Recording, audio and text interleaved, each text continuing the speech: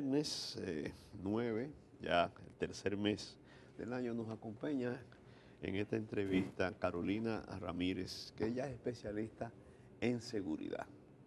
Con ella podemos hablar de toda la gama de seguridad y tiene ideas muy interesantes. Gracias por acompañarnos. Gracias a ustedes por invitarme. Y pudiéramos empezar, Carolina, conversando sobre las vertientes que tiene el tema. Cuando hablamos de seguridad, ¿de qué cosa debemos entender en seguridad? Sí, la seguridad es bastante compleja porque la seguridad es abstracta. Yo no puedo decir, Rafael, deme 5 libras de seguridad y póngamelas para llevar, por favor. La seguridad es esa sensación de que no se dan condiciones o riesgos o amenazas que pudiesen poner en peligro el desarrollo natural de algo. Así puede ser una persona, así puede ser una empresa, como incluso puede ser un estado. Entonces, es precisamente eso. Cuando escuchamos la palabra de seguridad, eso significa que se han tomado las medidas del lugar para evitar o reducir los niveles de vulnerabilidad ante cualquier situación difícil. En ese concepto me parece bastante acertado. ¿Cómo se debiera entender hoy lo que antes se decía defensa nacional o seguridad nacional? Bueno, la defensa nacional debe considerarse un componente de la seguridad nacional. Ahora, la defensa nacional no puede ser entendida aparte de la seguridad nacional. Y seguridad nacional son todas las precauciones, todas las acciones que coordina el Estado con la participación de todos los entes de la sociedad para garantizar la permanencia del Estado y la consecución de los objetivos nacionales, para proteger el interés nacional. Ahora, en el caso de la defensa, tiene que ver con todos los medios, recursos de los que se dispone para garantizar ese interés nacional. Pero Carolina, ¿cómo es que las mujeres ahora, porque tenemos casos aquí de varias mujeres que se han dedicado a estudiar asuntos de seguridad pública y seguridad ciudadana, como que eso no es un trabajo de mujeres, no te lo estarán echando en cara, no te estarán discriminando? Y no solo eso, también recuérdese que, maestro, que hace unas décadas el tema de seguridad y defensa era vedado para los civiles, o sea, entendíamos que era un asunto de guardia. Ahora era sí, un asunto civiles de y guardias. mujeres. Y a mí me dicen, pero muchachita, ¿y tú? Civil y mujer metida en estos temas. Pero sí, las mujeres somos muy creativas y pensamos a veces un poquito más, vemos la multidimensionalidad de la seguridad. Y yo creo que sí, que eso es bueno, que sigamos promoviendo que haya mujeres vinculadas a estos temas. ¿Y dónde es que tú has hecho estudios? ¿Qué es lo que estás estudiando? Bueno, maestro, usted sabe que yo soy alumna suya desde la UAS. Sí, no, ya fuiste, pero... Claro que sí. Después de eso No, te bueno, dedicaste, te torciste el camino. Oye. No, bueno, yo hice la maestría en Defensa y Seguridad Nacional acá en la Universidad de las Fuerzas Armadas, el INSUDE, el Instituto Superior para la Defensa. De ahí me recomendaron a ir a un curso de coordinación interagencial y contraterrorismo en Washington. Tuve la suerte de tener muy buen desempeño, entonces luego ellos me invitaron a cursar la maestría en el Colegio Interamericano de Defensa en Washington. Resulta que fui la primera mujer de República Dominicana en cursar ese programa. Tuve la suerte de ser la primera latina, presidente de clase. Entonces se dio una circunstancia que en ese momento la OEA estaba firmando un convenio con ANEPE de Chile, la Academia Nacional de Estudios Políticos y Estratégicos.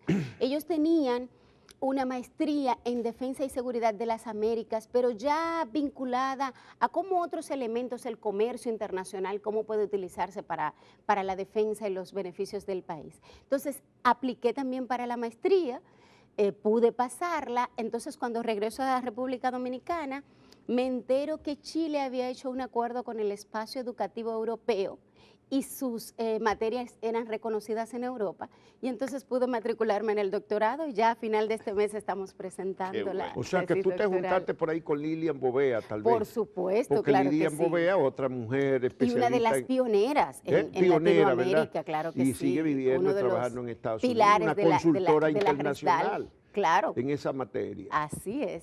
En estos momentos, ¿qué debemos considerar como factores determinantes de la seguridad nacional?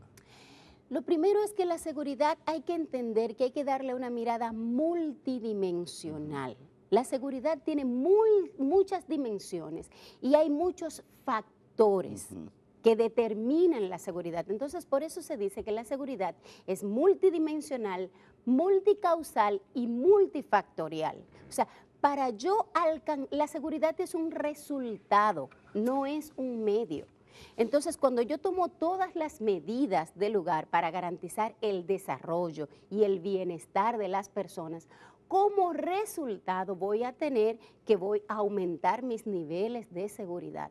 Pero la seguridad es eso, es un resultado de una cantidad de políticas y acciones interconectadas, responsabilidad de todos los actores, los políticos, militares, policías, empresarios, estudiantes, ciudadano común, todo eso. Y para eso necesitamos dos cosas. Primero, cumplir la norma, que haya una norma para todo, la institucionalidad. Cumplir la ley y fortalecer la institucionalidad. Y cumplir las leyes, todos. Todos, que la ley esté por Todos encima. los ciudadanos. Que la ley esté por encima. No, Ustedes son muy exigentes. hasta los que no son ciudadanos deberían cumplir la ley. Carolina, entonces, usted se ha tropezado con una corriente que plantea que la seguridad se consigue si la gente anda armada. Aquí los ciudadanos con una pistola. Donald Trump llegó más lejos y propuso que a cada maestro, o por lo menos una parte de los maestros, se le autorizara a llevar un arma para enfrentar a esos que aparecen a cada rato y hacen matanza en los Estados Unidos. Y vamos a tener entonces un universo La de proliferación de armas es una de las soluciones que le enseñaron ustedes en Washington, en esos cursillos. Bueno, podrán enseñarnos lo que consideren. Ahora uno tiene su opinión muy particular. Pero eso predomina en las academias. Bueno, en el caso de Washington, en el caso de los Estados Unidos, hay que entender que el tema de el acceso de los civiles a las armas, porque aquí estamos hablando de armas en manos de civiles, es parte de la idiosincrasia norteamericana. Y de hecho es un derecho constitucionalmente protegido en el caso norteamericano.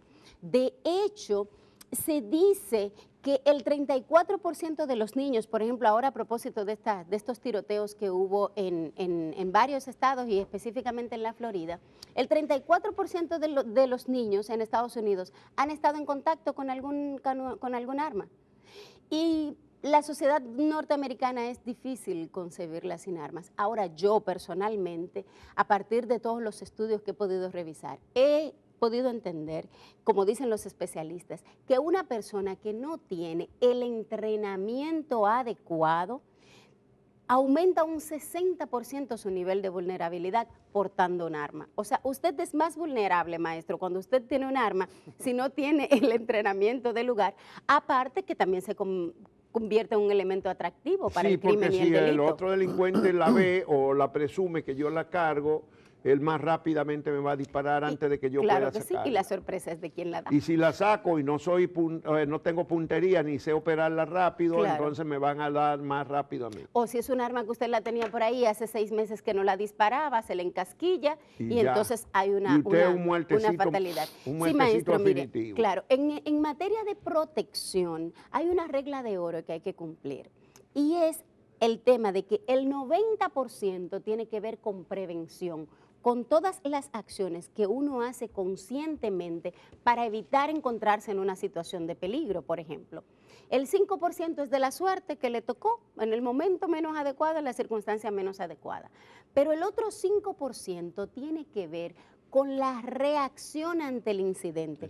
Por eso es que a veces un simple atraco, por decir, termina en una fatalidad, porque las personas reaccionaron de manera diferente. O un simple choque de 2 vehículos en la calle o en un parqueo. Sí, termina en una fatalidad. Y en ese caso de la Florida, que tuvimos 17 muertos y 14 heridos, se dice que si los profesores no hubiesen tenido un entrenamiento para el tema de gestión de riesgo, quizás hubiésemos tenido 200 muertos o más.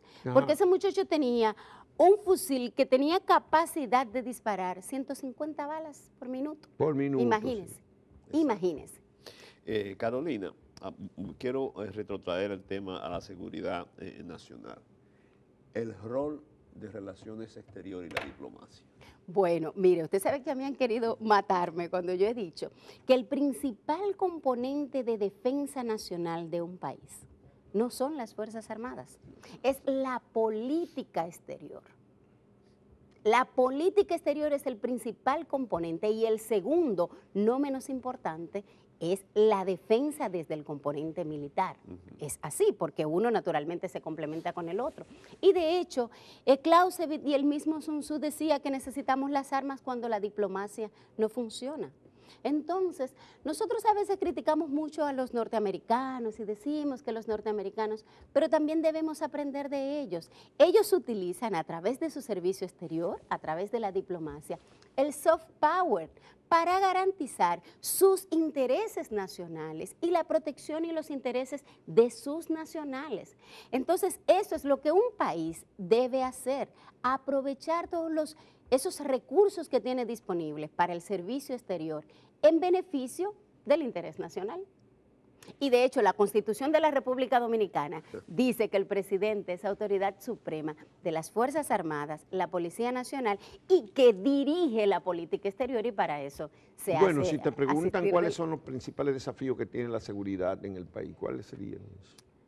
Que dejemos de ser hipócritas. ¿Eh? Que dejemos de ser hipócritas, que nos sincericemos nosotros mismos. Que dejemos de dar palos de invidentes y veamos las realidades y trabajemos a partir de ellas. Claro que sí, maestro, y que trabajemos todos. Nosotros necesitamos una especie de pacto nacional por la seguridad y de manera muy puntual por la seguridad ciudadana, porque es que nosotros como ciudadanos, yo quiero que hayan 2 policías, uno para que lo obligue a usted a cumplir la norma y que no se pase el semáforo en rojo, pero otro para que me dé el chance a mí. Y es así. Entonces la misma sociedad presiona a los políticos. Un político lo designan en una posición y lo primero que hacemos es llevarle unos cuantos currículum. Y ese muchacho, ¿qué competencia tiene? No, es para que me lo ponga ahí, para que me lo ayude. Pero nosotros tenemos que entender el país como una especie de pastel. Y en la medida en la que cada uno de nosotros le vamos dando una mordida particular, al final no queda nada. Entonces todos tenemos que comprometernos y comprometernos en serio. Bueno, hay muchas cosas en el ámbito de la seguridad colectiva, pero ¿podría tú decirnos algo de la individual? ¿Qué recomendaciones se le hace a las personas frente a la...? Porque aquí medimos nada más los homicidios, eso es lo único que sabemos, tenemos unas tasas anuales que no están, que han bajado algo incluso. Sí. Tiene razón el presidente en cuanto que han bajado en los últimos años un poco los homicidios. Pero parece ser que lo que no se mide, que son los asaltos, los atracos, lo que no hay estadística. Sí, también se mide, lo que pasa es que hay un subregistro. Bueno, no las tenemos, no se publican. Y además una parte no se registran porque la gente ni siquiera ya lo va y lo denuncia, sino que ya asume que eso no tiene remedio y se fue para su casa para no perder más su tiempo y energía y no sufrir más. Pero entonces es imposible saber cuántos son. Pero ¿qué debe hacer la gente? Por ejemplo, las mujeres que son muy vulnerables, ¿qué consejo ustedes les dan? Estar siempre alerta. Nosotros debemos estar preparados como para si nos fuera a suceder cualquier incidente en el próximo minuto, claro, pidiéndole al Señor que nunca suceda.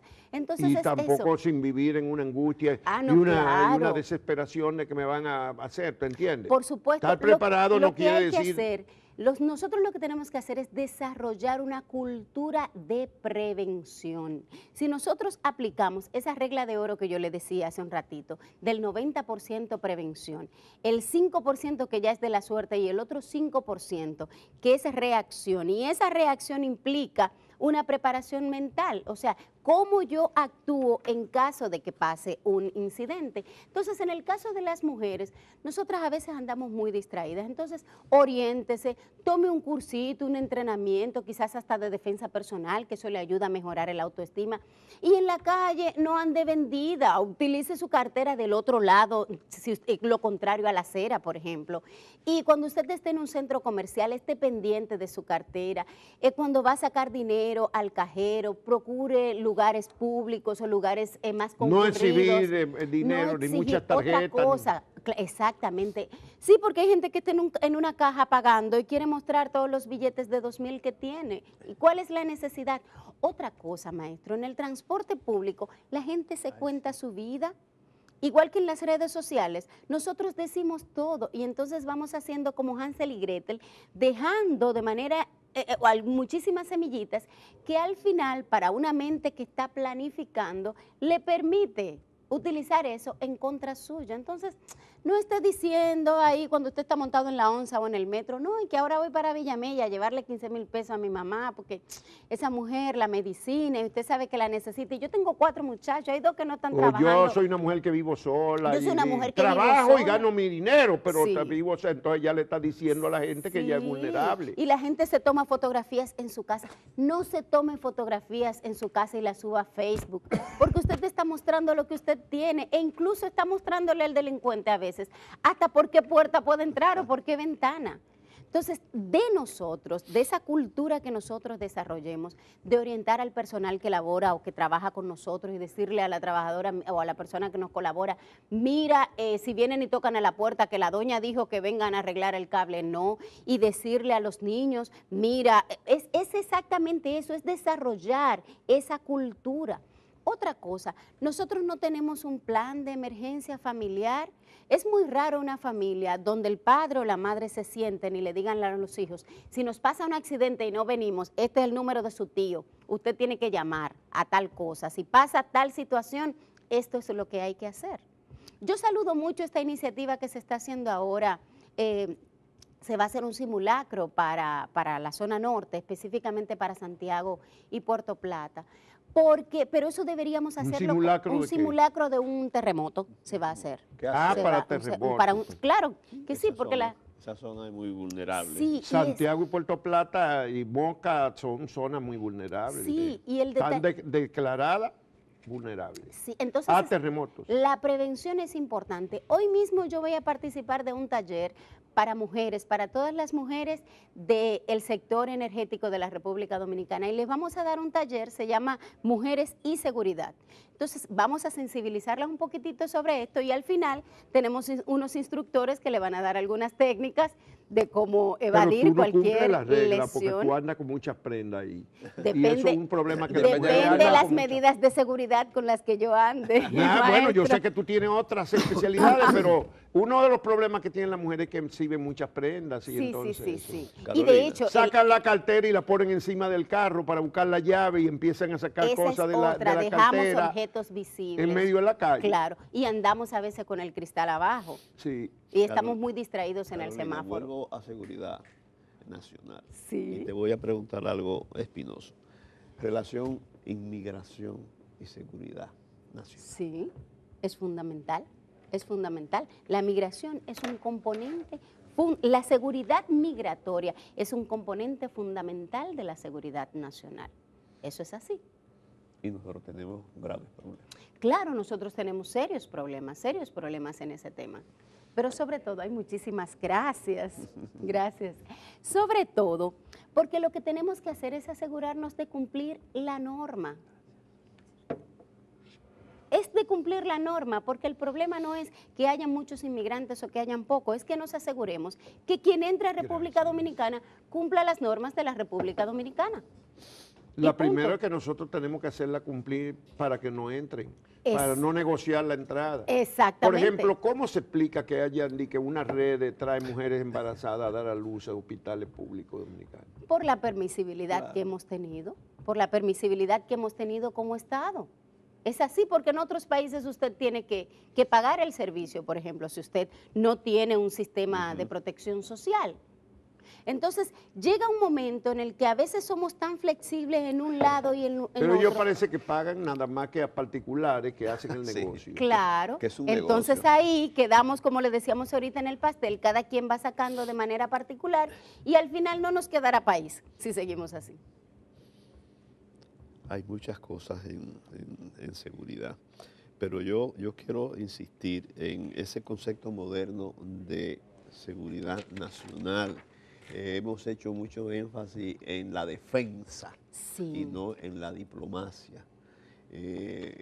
Vemos el cuerpo diplomático como una forma de retribución política y no de un componente, como una herramienta para la defensa nacional.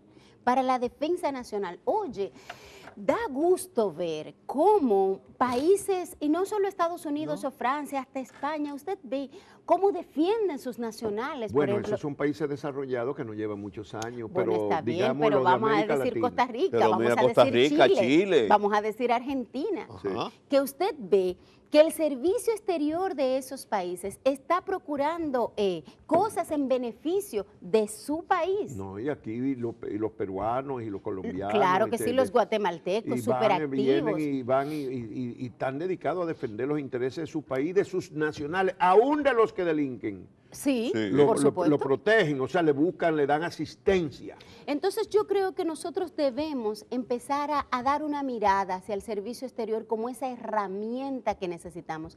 Y el gobierno dominicano invierte muchísimo dinero en su servicio exterior y no tiene la retribución que debería, pero debemos empezar por ver también las calidades y las capacidades de la gente que enviamos al servicio Claro. exterior.